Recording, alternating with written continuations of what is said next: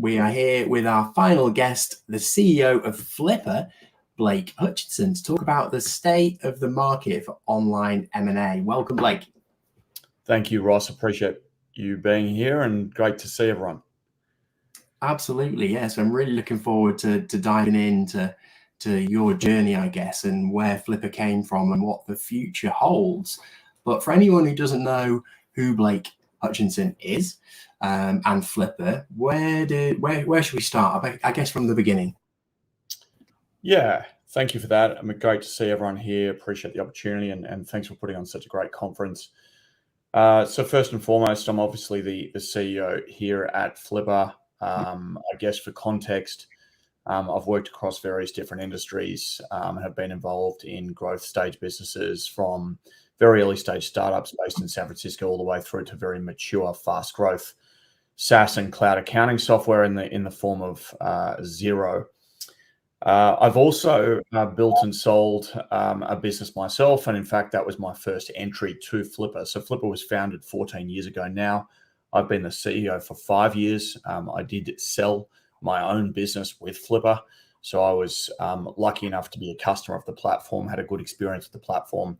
And albeit the founders and board didn't know that when I took the role, but it certainly gave me a front running because I understood how the platform worked and what its value was. So that's a little bit about me. As it relates to what Flippa is, it's a platform to buy and sell online businesses. Our superpower is that we have millions of buyers. We programmatically match hundreds of thousands. In fact, 425,000 buyers were matched to assets on the platform last week. We do that through a combination of our recommendation engine as well as our AI matching. And then we couple that with M&A advisors from all over the world. So we have advisors in Amsterdam, we have advisors here in Australia and Asia, and we have advisors over in Austin, Texas, where our US HQ is. So it's a very dynamic platform. It's an exciting platform. We get to watch the entrepreneurial stories of our customers play out live before our eyes, hear obviously about their origin stories, and then watch buyers negotiate. So it's a fun place to be. I love that. And how many did you say? 465,000? Yeah, so each week, so there's millions of buyers. We pick up around 20,000 new buyers a month.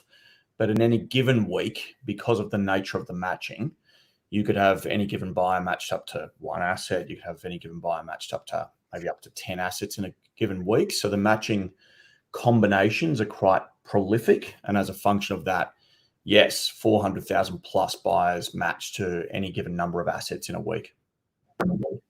Wow, that's an incredible number. What types of online businesses are on Flippa? Yeah, the easiest way to think of it is, I guess, two ways. One, site stores and apps. So a site would be a blog or online publisher. An app, typically iOS and Android, although we are seeing an evolution of the apps ecosystem. Shopify plugins would absolutely be considered apps. Chrome extensions would be considered apps. Even within the Salesforce ecosystem, you can have Salesforce apps and Salesforce plugins. So the app ecosystem is vast and varied and expanding. And then, of course, stores. So you would obviously expect those to be e-com or online retail. And then you're talking about Shopify, Amazon, BigCommerce, Magento, WooCommerce, etc.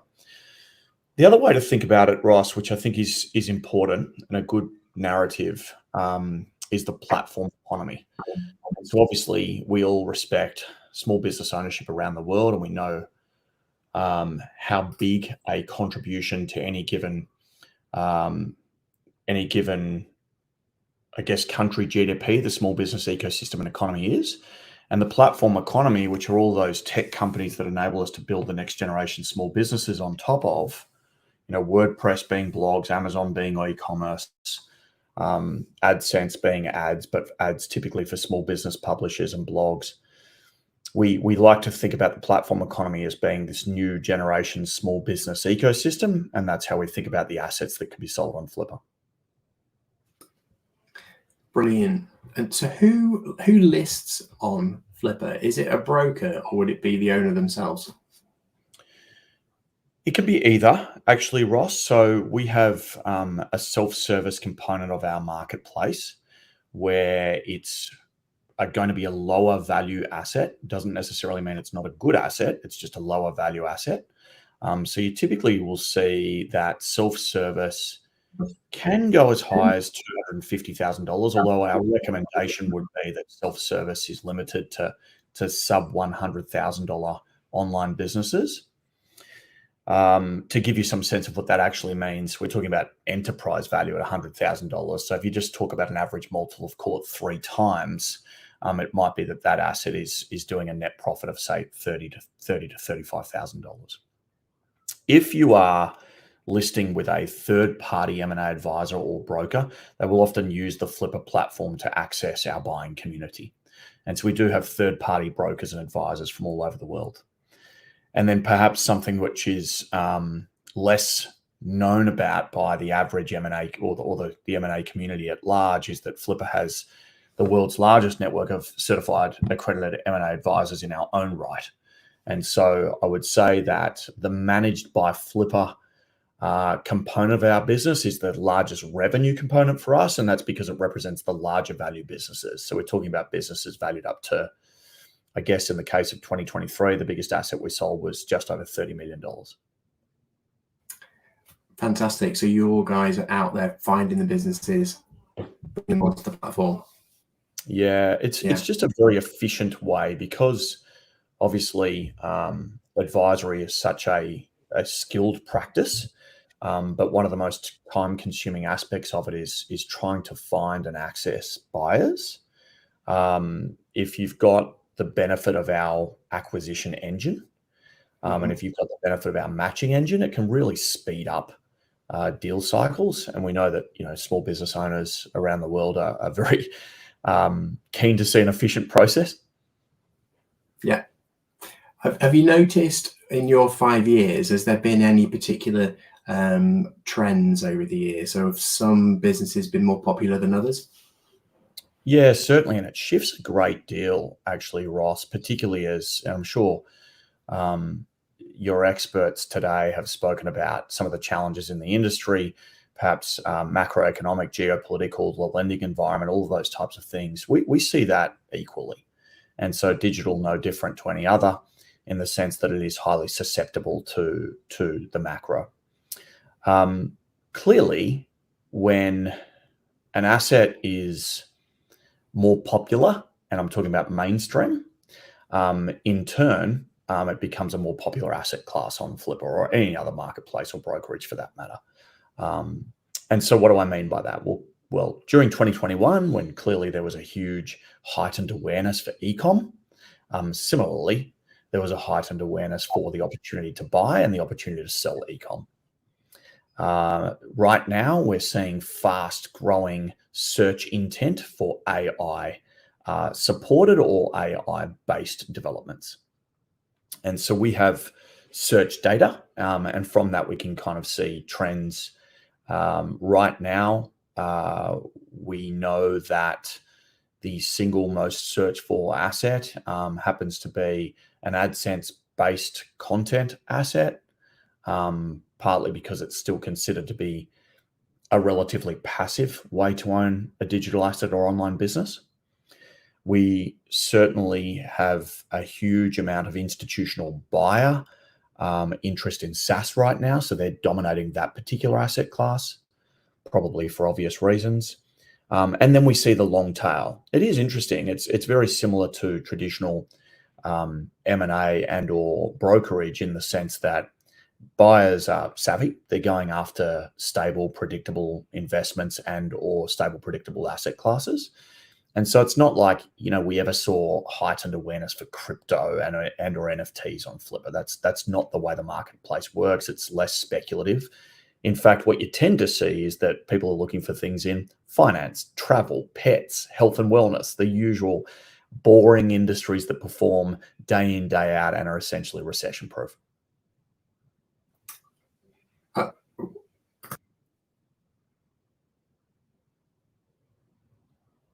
Sorry, Ross, I can't hear you. Apologies.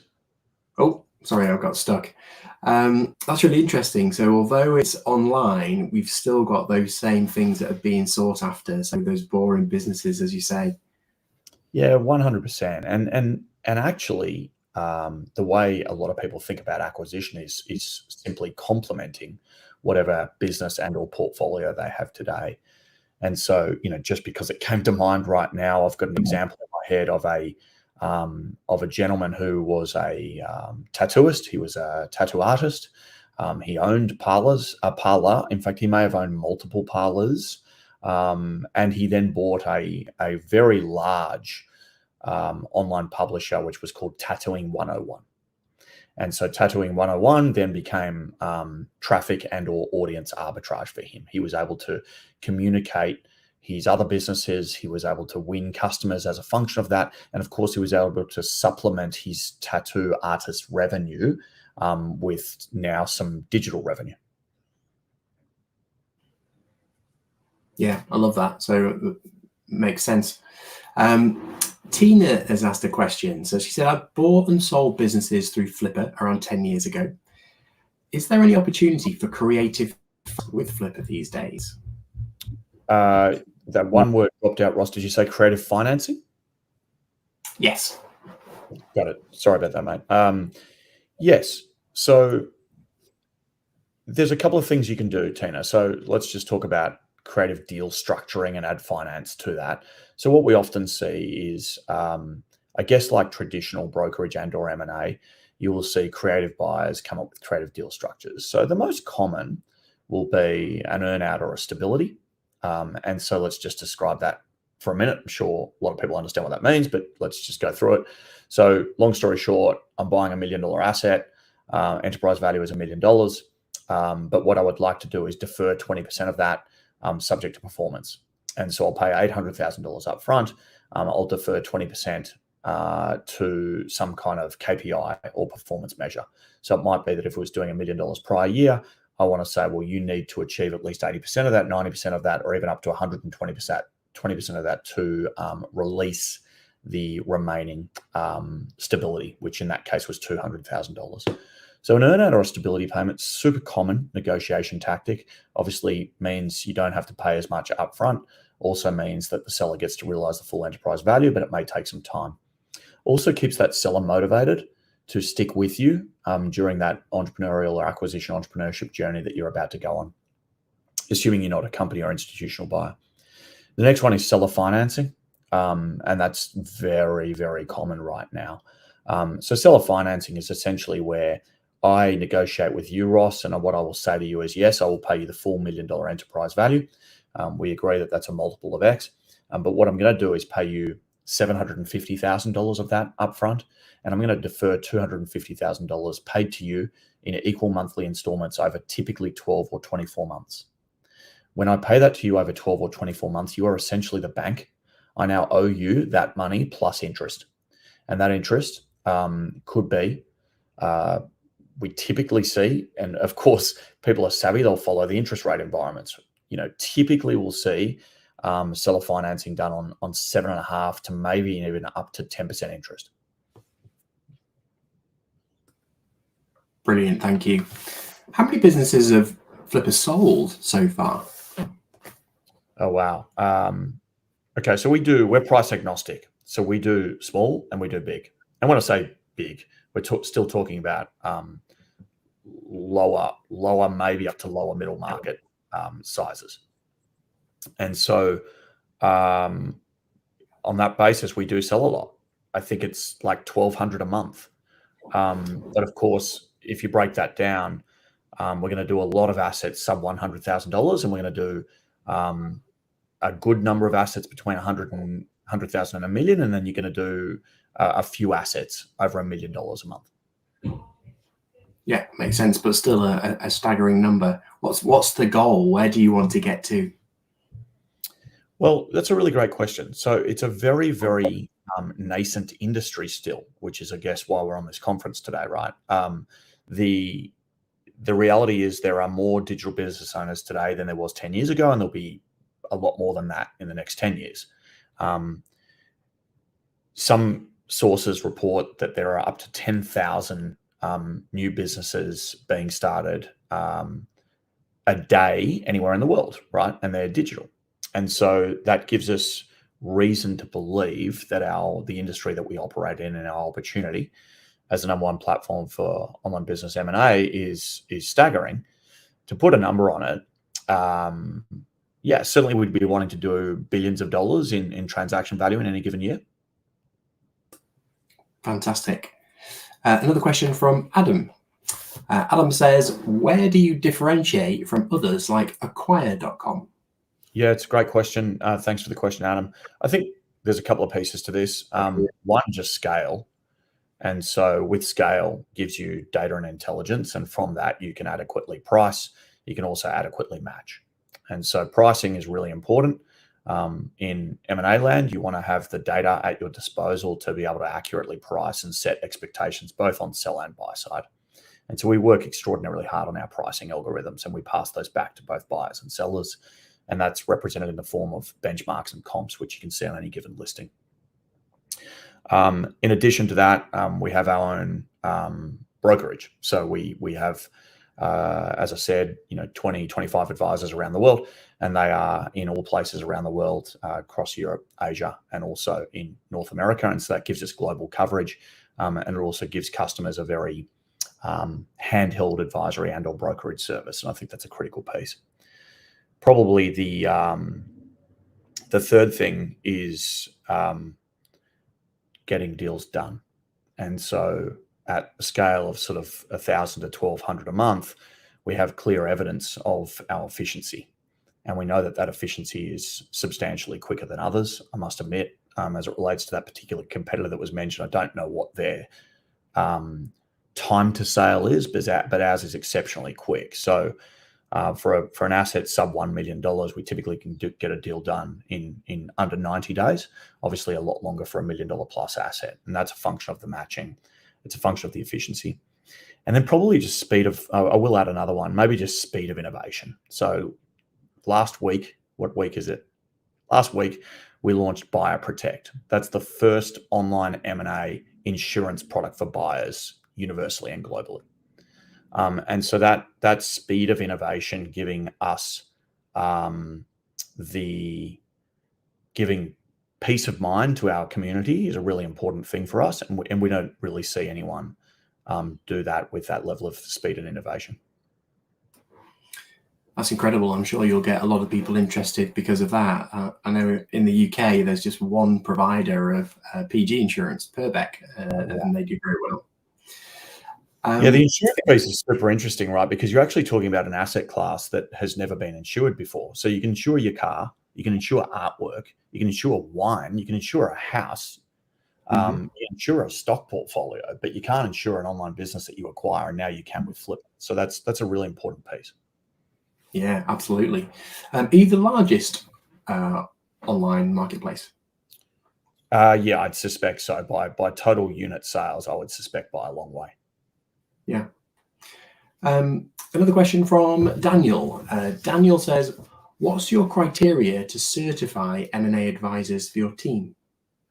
Yeah, there's a couple of pieces. One, they actually go through the CMAA accreditation, which is run out of North America. So that's number one. So they're either registered brokers, depending on the jurisdiction, or they are going through the CM certified Mergers and Acquisitions Advisors accreditation, run out of North America. That's difficult to say fast. Sure is. What was the traditional advisory environments as well? So we have bankers out of Goldman, we have bankers out of Deloitte. Brilliant. Just switching up a little bit, what was the business that you sold to Flippa? So, oh boy. So I had a marketplace. It was a marketplace to buy and sell specialty food. So it was actually a bit similar to Flippa in the sense that it was two-sided. It was similar in the sense that you had the sell side selling specialty food, building a shop front on top of the platform, and you had buyers, i.e. customers around the world who were buying those specialty goods. So we had 150 retailers operating on the platform. We had up to 65,000 customers consuming the assets or the products on the platform. I guess like many marketplaces, they're really tough to scale. And in addition to that, there was some logistical problems with doing what we were trying to do, i.e. this is pre-Uber. So getting stuff from a marketplace to a customer in, I guess, not real time, but at the speed at which customers want was a real letdown for us. And so ultimately I would say that, we built an okay business, but not one that was ever going to scale to the moon and back. Yeah. So how long did it take on Flippa to sell? Yeah, so this is the crazy thing about building and selling companies, right? So I ran that company for 6 years, and 6 years of what I would describe as hardship. And then, sold that on, I don't know, maybe something like 60 days. I'm making it up, Ross, but it was probably between 45 and 90 days. Yeah. And does it still exist? No. No. I sold it for cents in the dollar. Do you think you'll ever start another business, or do you think you'll stay where you are? So so the founders don't work in our business, so I'm kind of the default founder. They're certainly large shareholders. They sit on the board. They're active advisors to me. I was essentially hired as an entrepreneur in residence. They wanted a founder CEO. That was the job description. That was the ask. So I'm not sure I need to go and start a business to feel the pains and passions that I do right now. So no, and I love being surrounded by entrepreneurs and investors, just really dynamic bunch of people, and we get to see so many great stories here. Love that. What have you learned from observing so many transactions over the years? Yeah, sellers are highly emotional, buyers are highly rational. So okay. Yeah. So we talk about this a lot. Clearly an online business owner has substantial baggage and emotion and wanton desire to realize what they deem to be fair value for their asset and for their hard work. The problem is that buyers, unless they're strategic, will look at a business on its financial and operational performance. It's highly objective. In many cases, while some will have a specific category and or niche that they're interested in, they are purely buying on dollars and cents. And so you talk about, well, I haven't realized this opportunity. I want to be paid for the opportunity. I've got this trademark. Boy, it's a great brand. Look at all my free traffic. All of that is considered in your revenue and financial performance. That's in fact why you are performing that way, because you have those things. And so a buyer will tend to go back to, okay, well, what are the metrics that matter for the business model that you are supporting? And so if it's a SaaS business, they're going to look for maybe sub 12% churn would be okay. I was going to say sub 10%, but sub 12% churn is probably okay. They're going to look at a growth rate for a SaaS business. For a SaaS business, they're going to look at, I would say minimum 20% growth rate would be considered, good to command a premium. And then it's different for e-com. They're going to look at AOV, average order value. They're going to look at number of items per basket. You've got customers putting one item in per basket, and that's very difficult business to scale. You've clearly got evidence of a customer putting in 1.8 to 2.2 items per basket. You clearly now have clear evidence of your ability to accelerate revenue through adjunct or ancillary product. So buyers will just take a very pragmatic view, and that's the biggest thing we've learned here, and we have to continue to educate our sellers on. You answered my next question there, which was, do you talk to the sellers about that? Because you hear a lot of brokers overinflating prices and things like that, but you're quite pragmatic. Yeah, it's a very, it's a very serious business.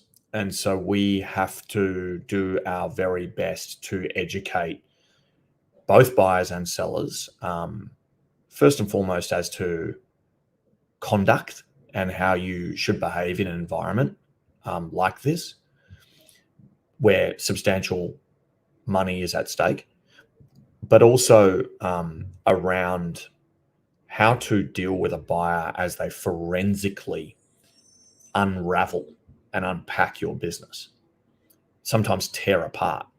because that's in fact what due diligence is. That's in fact whether it be formal due diligence or the negotiation.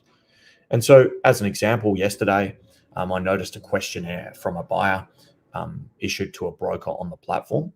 It was very hard hitting. It said things like, in July 23, I noticed a substantial decline in the sale of this particular SKU. What was the reason for that? Right, that's quite forensic. July 23. Well, here we are. It's March 24. This was yesterday. And so the sellers expected to understand their business extraordinarily well. Why was it that baby romper in grey that was previously selling 1,000 units a month is now only selling 50? Is it that there was supply chain impact? Is it that you lost a relationship with your supplier? Is it that for whatever reason you forgot to order inventory? So it becomes quite forensic. Yeah, absolutely. And that's just going to make the seller even more emotional. Absolutely. It's quite an intense environment. It's like a boiler room. Emre has a question next as well. Emre says, would Flippa consider also moving into other sectors in the future, apart from digital SaaS e-commerce businesses? It's a wonderful question. We actually get asked it a lot. The issue is, after 14 years, we know this sector so well, and it's still fast growth and arguably extraordinarily nascent and immature. So we acknowledge it. We like it a lot. We respect the players within it. I would say not in the next 12 to 24 months, but I would imagine it's a Horizon 2 or Horizon 3 opportunity for us. The buying process is different as well. There's lots of similarities, of course, but it's different in the sense that you're obviously talking about a physical location. And when you're talking about a physical location, the due diligence process, the actual selling process, and maybe even the sales speeds, time to get a deal done, might be substantially longer. So we would need to come to terms with that. What we really like is the data that you can get on a digital asset. And so we have 15 different data integrations. Now, a lot of those do work now for traditional businesses. But for example, we have connections to Xero, QuickBooks Online, PayPal, Stripe, Recurly, ChargeBee, Amazon, Shopify, BigCommerce. We have all of this built into the platform. And so we can therefore forensically analyze an asset and benchmark it to its comp set. And that's really powerful. And we'd need to think through how to do that in brick and mortar. That's a really long way of saying, great question, and I like the idea. We've got another question from David as well. Should pop up on the screen. Yeah, when and how can a seller note be sold to institutions? So, okay, so let's just talk about, are we talking about a convertible note, David? I think that's what he's probably talking about. So if we're talking about a seller note, a convertible note, which you will get from maybe angel investor, but yeah, okay, yes, okay. So angel investor, probably venture capital as well. Okay, so I've seen this a couple of times. There's a few ways this will work, David. So one, either the note will convert to debt prior to the transaction. And when the note converts to debt prior to the transaction, it is either that as part of the deal terms, there is either obviously a full payout of that debt, or there is an agreement to pay that debt over time. And that will typically work outside the agreement to acquire what is typically the assets and not the entity. So most often, a buyer will buy 100% of the assets. They will not buy 100% of the shares. So if they're buying 100% of the assets, that means that outside that asset purchase agreement, there needs to be an agreement to pay down that convertible note, which is now debt. If the convertible note has or is about to convert to equity, then of course that investor will get paid out in the distribution and proceeds of the acquisition. So I'm not sure if that actually answers David's question. Let me know if I didn't get that right or interpret your question right. And certainly you can get me at blake@flippa.com and I can go into more detail with you. Brilliant. And we've got another question from Ryan. What's your best advice for how to approach a deal as a buyer? Yeah. Okay, so let's assume that it's a first time buyer. Let's assume that I'm looking to buy an asset that I understand, because don't buy an asset you don't understand. In other words, we see a lot of people go after SaaS assets because it's sexy. If you don't understand SaaS businesses, they're actually not that simple. They typically have tech. And so what people forget is that outside of the business model, there's actually extraordinarily substantial upkeep. Anyway, let's assume that you understand the business model. Then I would be thinking about whether you have a skill set that you can apply to the business to make it better, or at least run it the same way. And so there is a phenomenon in buying companies that I think works across all companies, regardless of size. And that phenomenon we call stabilize the patient. And so job number one is to think about the asset and to think about how that asset's run today, because that's actually what you're responsible for doing at ground zero on day one. You are not responsible for growing the asset. You're responsible for ensuring that it runs the exact same way, because you've got to protect your investment. And so you need to understand how it works today and imagine yourself or someone you can outsource to being able to do those same things to that level for at least 12 months. So I would approach it from understanding how it actually works and get a forensic view as to the SOPs. Sometimes the SOPs are super simple, i.e. produce content, publish content, watch AdSense revenue go up. But sometimes the SOPs are actually more complex. And so you need to figure out what those SOPs are, understand those SOPs, and then imagine yourself doing that. Once you can imagine yourself doing that, you're now at a point in time where you can start to understand, one, how much you might need to pay for the asset, two, what the motivations are for the seller and what they're actually willing to accept. And by the way, all prices are negotiable. Every price is negotiable. I don't care where you see it, on our platform or elsewhere.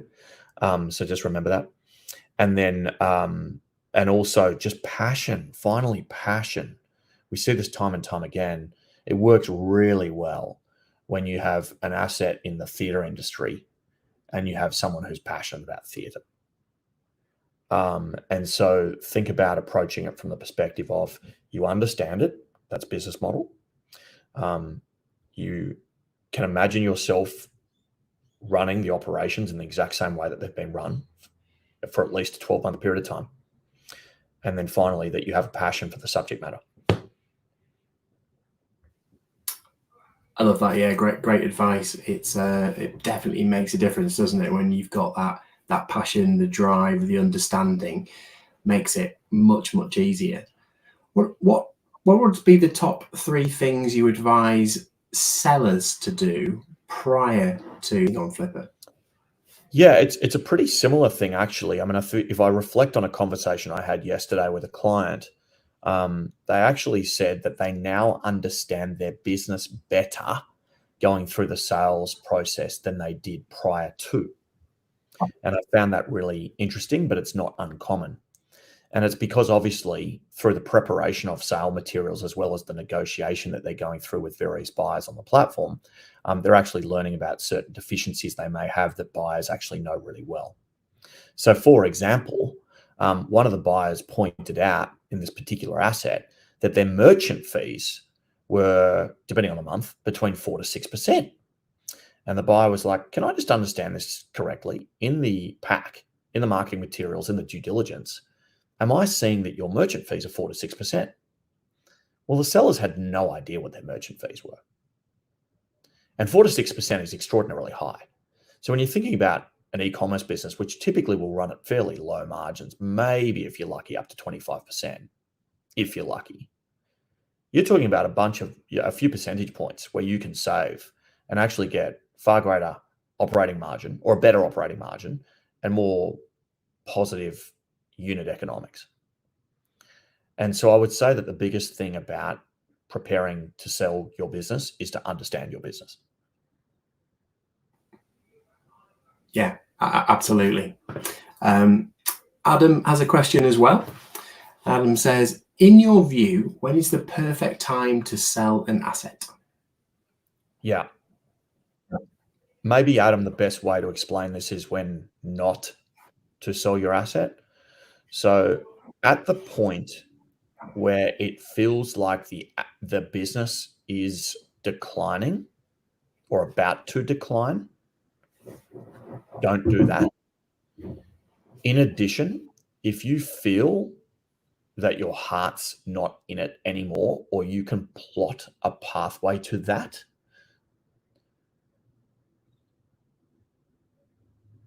buyers will see straight through it and they'll understand the desperation and they'll understand the want and desire to get out. And that's going to be less good for you emotionally and psychologically, and also your ability to negotiate will be substantially diminished. In other words, when you're doing well, which is the time when most sellers say, why would I sell, is actually the time to sell. So it's when you feel great about your business, when you feel that it's in a great state, when you feel that there is operational leverage, when you feel that there's substantially greater opportunity to capitalize on, that's the point in time when you want to start to consider selling. Yeah, one of my mentors years ago said the best time to sell your business is now, because you're never sure what's going to happen. You know, and whilst all of us entrepreneurs think next year is going to be my best year ever, next year could be another pandemic or, you know, some other geopolitical event we can't possibly foresee. So I thought that was a really interesting answer. Yeah. And, you know, I think that's a really important one. How many times over the last 4 years have we been surprised about what happens next? I'm as a CEO of a marketplace and platform, you know, it's been incredible to see how many variables can be thrown at you that are outside your control in a short period of time. Yeah, it's been a pretty strange few years, actually. We have another question from Daniel. Daniel says, how do you see the future of online business and M&A evolving, and what role do you envisage Flippa playing in shaping that landscape? So I hope that online business M&A becomes more mainstream and becomes more approachable and appealing to investors who have considered and or have investments in other asset classes. And so it's interesting because the returns you can get on an online business far outpace other asset classes. Now, I'm not saying that there aren't car crashes from time to time, but that's investment. Generally speaking, the returns are great because the asset class is undervalued. And so if you take real estate, depending on the market you operate in, maybe depending on the market you operate in, you might be able to get 6% annualized on an investment property where you've got tenants, maybe. If you buy the S&P 500, then what is it? 11% annualized over the last 15 years, something like that. Someone smarter on this in this community will correct me, hopefully.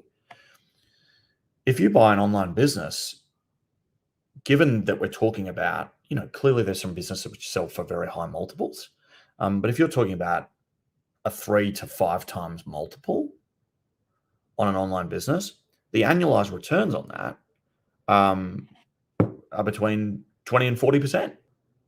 That's very good. So I hope that becomes more mainstream because it's actually a very practical, approachable asset class, which most mainstream investors can afford.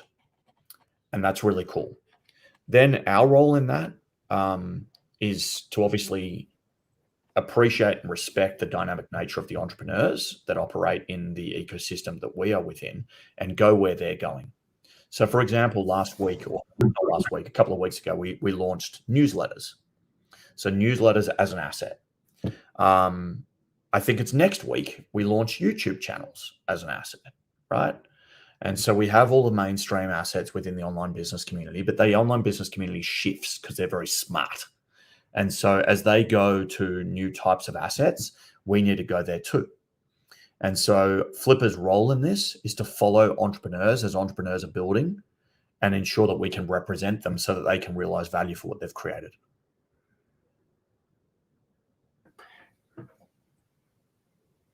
Do you think that, so providing there is that knowledge and sector experience that you mentioned before, and business owners should add in some form of digital asset as well to form part of their portfolio? Yeah. So if you have a traditional business, one of the smartest ways to acquire customers is to have a digital asset in support. And that can be an owned media channel like a podcast. It can be an owned media channel like a blog. It can be an owned media channel like a newsletter. If you can amass and aggregate an audience which is really passionate about you, your product and or your service and or industry, then you're going to be better placed to outsmart the industry at large. And so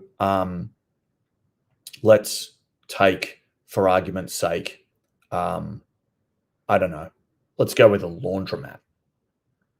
A laundromat is highly dependent on their local and main street traffic.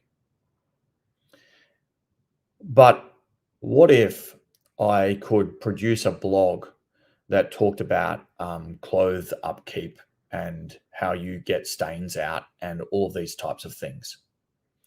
And from that, I could capitalize on an audience and potentially even map out where I might buy or acquire or start new laundromats.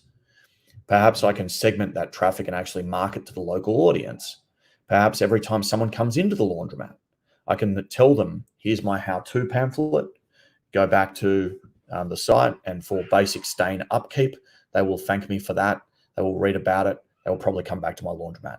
I've kind of made all this up, Ross, but the point being is I think that there is a great deal of strategic synergy in adding a digital asset to your brick and mortar and or traditional sector. Yeah, absolutely. It's just another string to your bow, isn't it? And another way to attract your ideal client. Yeah. Joe has a question as well. So, multiples in business based in Australia and USA the same? I think are the multiples the same in different countries? I think is the question. Yeah, I mean, what I will say is we certainly try to normalize them and make them the same, and that's because the vast majority of the buying community is either American or British. So whilst we are truly global, the vast majority, and we do 67% of our deals are cross-border, the reality is for the vast majority of buyers are still North American or British. And so as a function of that, we try to normalize. Now, where it differs is demand. If you are an Aussie business, you have far less buyers wanting to buy your business than if you are an American business. As a function of that, you don't get as much competitive tension. As a function of that, prices don't naturally move up and to the right through negotiation. And so the multiples start the same, they don't necessarily end the same. Yeah, supply and demand, I guess, and unit economics comes in. Yeah. Less people want your thing, it doesn't go as high. Yeah. And sometimes even legalities. So, and someone in the community who will be far more knowledgeable in this regard. But for instance, I don't think you can buy an online business operating on a .com.au from a market outside of Australia without having a registered entity in Australia. So, for example, we had an Israeli-based PE private equity acquire an online business in Australia, and it took so long because they first had to come down to Australia and register an entity here and assign a director. And so, that's just the litigiousness of the Australian business and operating environment.